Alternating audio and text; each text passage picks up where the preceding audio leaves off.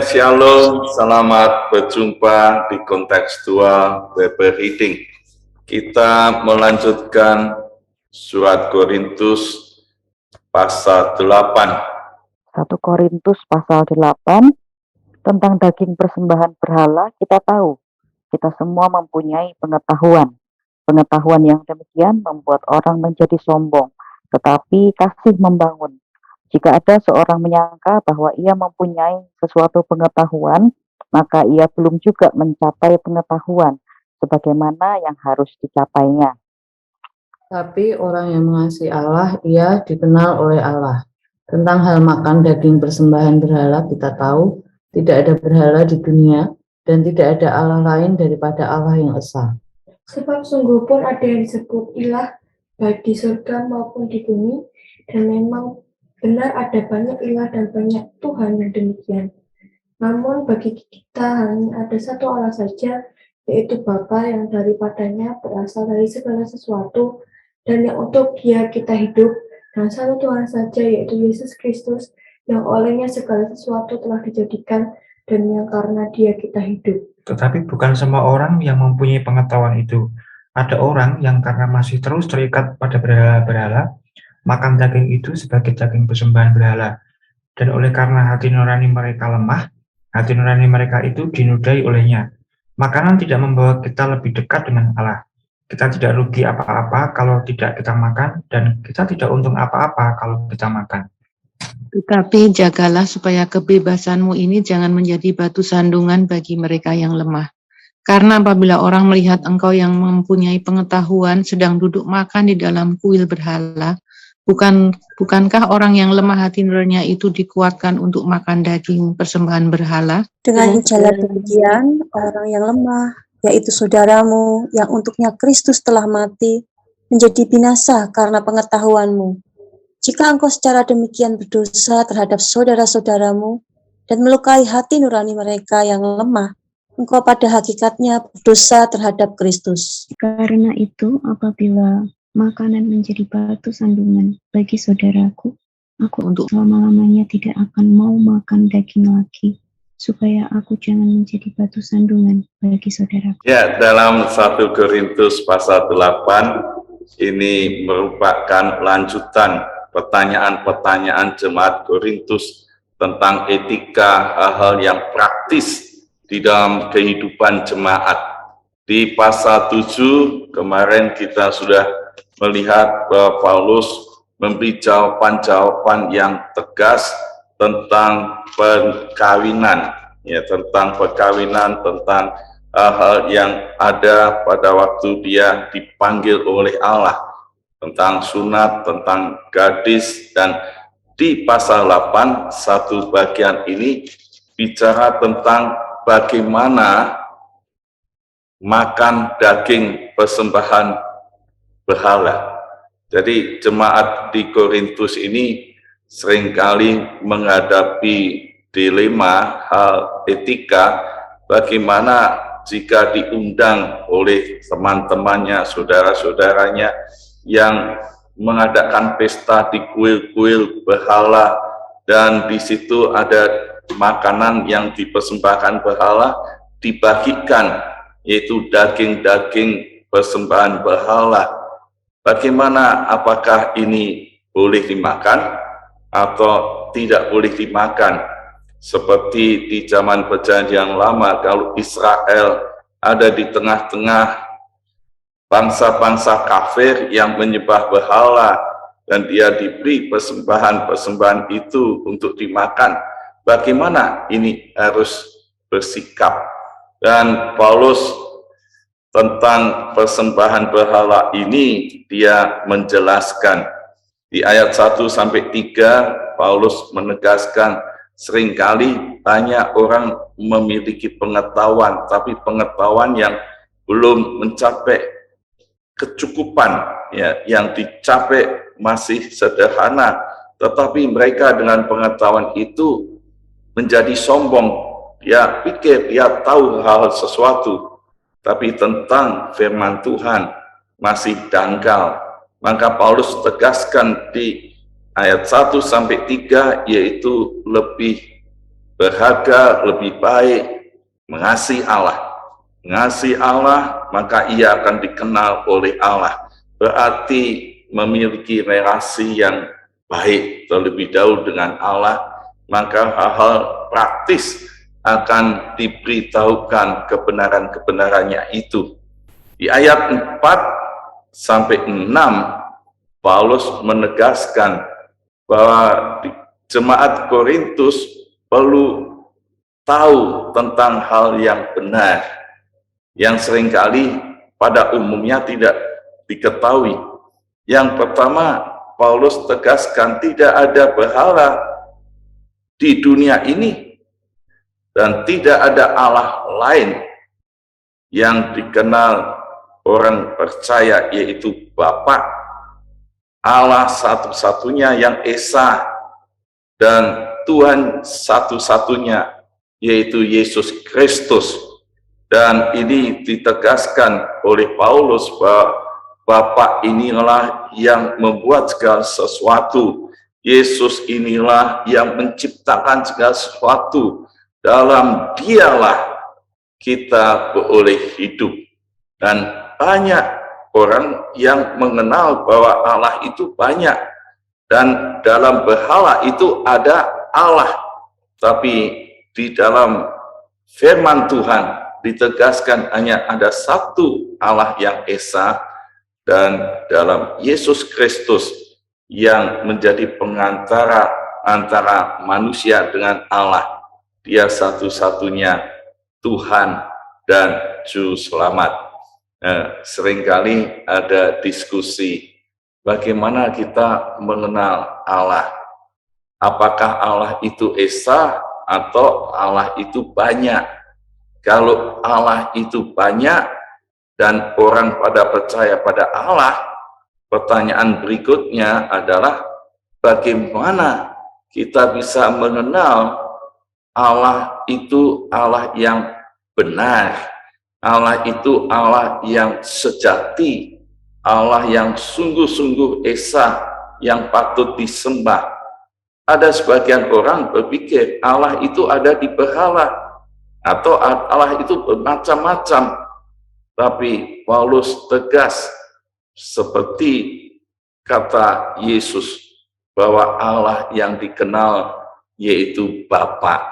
Allah yang esa itu Allah satu-satunya, Allah yang dekat, Allah yang berelasi bagi orang yang percaya. Nah, bagaimana kita bisa membuktikan Allah yang esa itu Allah yang benar, yaitu lewat Yesus Kristus, Allah yang menjelma menjadi manusia di dalam diri Yesus Kristus. Dialah satu-satunya Tuhan yang menyatakan bahwa yang disembah Bapa itu adalah Allah yang benar. Dan Yesus katakan, kalau kamu melihat aku, kamu melihat Bapa. Aku dengan Bapa adalah satu. Dan ini terbukti bahwa Yesus menciptakan segala sesuatu. Dia yang lumpuh berjalan, yang mati bangkit, yang buta melihat, yang kerasukan setan dibebaskan. Dan ini satu-satunya bukti bahwa dia adalah pengantara untuk memperkenalkan pada manusia bahwa Yesus adalah Tuhan dan Bapa adalah Allah yang benar. Itu sebabnya dengan doktrin ini, maka Paulus menjawab, kalau demikian, ya jangan berkonsepsi ada berhala. Tapi kalau kamu makan daging makanan yang dipersembahkan berhala, berarti melemahkan iman dan melemahkan hati nurani, dan hati nurani itu dinodai. Maka Paulus tegaskan, bukan soal makan atau tidak makan. Makanan itu tidak ada artinya, dalam arti tidak menguntungkan, tidak merugikan kamu. Dan itu boleh saja dimakan. Hanya persoalannya, jangan menjadi batu sandungan. Orang-orang Korintus punya prinsip, kami ini bebas. Kalau sudah dalam Yesus berarti bebas, berarti bisa apa saja. Tapi soal makan ini perlu diingat bahwa jangan kamu menjadi batu sandungan. Dan karena apabila orang melihat engkau yang mempunyai pengetahuan sedang duduk makan di dalam kuil berhala, bukankah orang itu yang lemah hati, nuraninya itu dikuatkan oleh makan daging persembahan berhala itu, sehingga ini menjadi batu sandungan, membuat orang tidak akan mau percaya pada Yesus Tuhan dan Bapa itu Allah yang Esa. Dan dengan demikian Paulus jelaskan yang kedua alasannya, kamu berdosa terhadap Kristus. Dan ini yang perlu dipertimbangkan supaya perilaku sikap kita di dalam etika menghadapi hal-hal yang praktis, persoalan daging persembahan berhala, perlu bijak dan taat pada kebenaran firman Tuhan. Dan Paulus tegaskan di ayat 13, karena itu apabila makanan menjadi batu sandungan bagi saudaraku, aku untuk selama-lamanya tidak akan mau makan daging lagi, supaya aku jangan jadi batu sandungan bagi saudaraku. Artinya dia merelakan diri untuk tidak makan itu demi dan untuk tidak jadi batu sandungan. Nah, seringkali kita sangat-sangat egois, tidak memperhatikan saudara-saudara di sekitar kita. Maka ini diingatkan oleh Paulus, apa yang kita lakukan, apa yang kita perbuat, apa yang kita katakan di dalam setiap perilaku kita, baiklah kita memuliakan Tuhan, jangan menjadi batu sandungan sehingga orang lain tidak mengenal Yesus itu Tuhan yang memberi hidup kekal dan pengantara pada Allah yang Esa, yang benar di dalam Bapa itu. Maka kita melihat amanat teksnya supaya kita tahu Allah yang kita sembah itu Esa dan satu Tuhan Yesus yang menciptakan segala sesuatu dan beri hidup yang kekal. Dan kedua, janganlah kita menjadi batu sandungan dengan makan daging persembahan atau tindakan yang lainnya. Secara praktis, biarlah kita akan mengaplikasikan amanat teks ini. Apakah saya tahu bahwa Allah itu Esa dan Yesus itu satu-satunya Tuhan? Dan Allah itu Bapa yang dekat dan tidak ada yang lain. Dan yang kedua, apakah saya dalam hidup ini menjadi batu sandungan pada orang lain? Dan supaya kita terus melakukan yang benar, melakukan yang membangun karena kasih kepada sesama manusia. Amin. Tuhan Yesus memberkati. Mari kita bersama-sama meresponi firman Tuhan dari 1 Korintus pasal 8, bahwa Dia adalah Allah yang Esa, Allah yang kita percaya, Allah yang kita andalkan. Satu-satunya yang kuandalkan. Biarlah ini menjadi satu komitmen buat setiap kita untuk kita meyakini Allah yang Esa, Allah yang hidup, Allah yang berkuasa. Engkau Tuhan yang setia.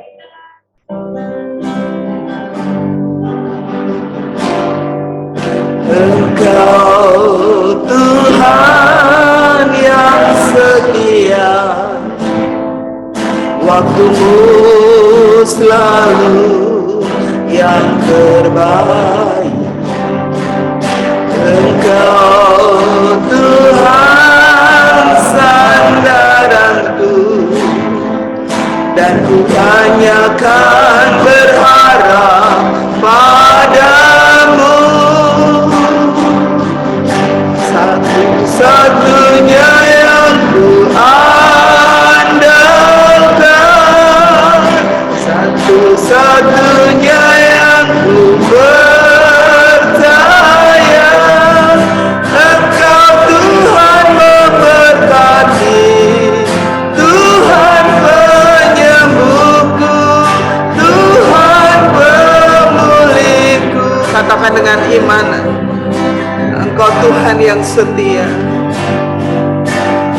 Engkau Tuhan yang setia, waktumu selalu yang terbaik. Engkau Tuhan sandaranku, dan ku hanya kan berharap padamu. Satu-satunya yang ku andalkan, satu-satunya yang ku percaya. Engkau sumber kekuatan, sumber pengharapan, sumber kedamaian. Satu-satunya yang ku andalkan, satu-satunya yang ku percaya. Engkau Tuhan memberkati, Tuhan penyembuhku, Tuhan pemulihku. Satu-satunya, satu-satunya yang ku andalkan, satu-satunya yang ku percaya. Engkau sumber kekuatan, sumber pengharapan, sumber kedamaian. Satu-satunya yang ku andalkan, satu-satunya yang ku percaya. Engkau Tuhan memberkati, Tuhan penyembuhku, Tuhan pemulihku. Mari kita berdoa mengucap syukur kepada Tuhan. Kalau kita mempunyai Allah yang hidup, Allah yang esa, Bapa, Putra, dan Roh Kudus yang terus menguatkan kita, yang terus menyertai kita. Dia adalah Allah yang menyembuhkan, Dia Allah yang sanggup menolong setiap pergumulan kita. Kita mengucap syukur dan kita tetap berkomitmen untuk percaya dan mengandalkan Tuhan satu-satunya Allah yang esa, dan kita tetap untuk hidup di dalam kebenaran dan tidak menjadi batu sandungan. Mari kita bersyukur, berterima kasih. Bapa Surgawi, aku bersyukur kepadamu. Aku punya Allah yang hidup, Allah yang berkuasa. Engkaulah Allah yang esa, Tuhan, Allah Bapa, Putra, Roh Kudus, yang selalu menyertai, memberkati, menolong saya Tuhan, menolong kami semua dalam setiap pergumulan hidup kami, dalam setiap kehidupan kami. Apapun yang kami jalani, kami tetap mau andalkan Tuhan. Kami mau tetap percaya bahwa Engkaulah Allah yang hidup, yang memberikan kehidupan kepada kami semua, yang memberikan kepada kami kesehatan, yang memberi kepada kami umur yang panjang. Kami mengucap syukur Tuhan. Kami mau meresponi janji firman Tuhan dengan iman percaya. Tuhan, kuduskan setiap kami, supaya setiap kami senantiasa hidup benar, tidak menjadi batu sandungan. Terima kasih ya Tuhan, terima kasih. Terima kasih dalam nama Yesus.